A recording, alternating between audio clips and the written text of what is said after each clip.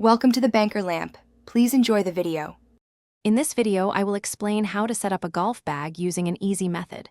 First, let's organize your longest clubs. Place your driver and fairway woods in the top, largest sections of your bag. This keeps their heads protected and makes them super easy to grab when you need them. Make sure the club heads are facing outwards, away from the center, to avoid any frustrating tangles.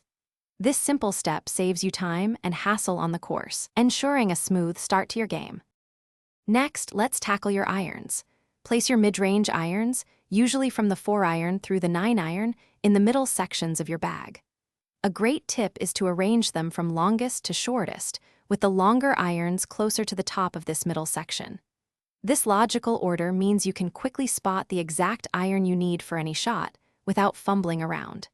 It's all about efficiency and making your game more enjoyable. Now for your scoring clubs, the wedges and putter.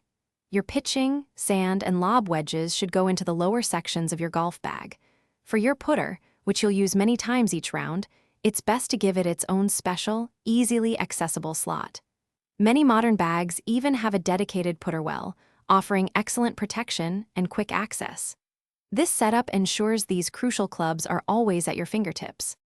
Finally, let's organize your essential accessories. Use the various pockets for items like golf balls, tees, an extra glove, and your rangefinder. Always keep a small towel clipped to your bag. It's perfect for cleaning clubs and keeping your hands dry. If your bag has an insulated pocket, that's the ideal spot for a water bottle or a quick snack. A well-stocked bag means you're prepared for anything on the course. Thanks for watching. If this was helpful, leave a like and consider subscribing. See you next time.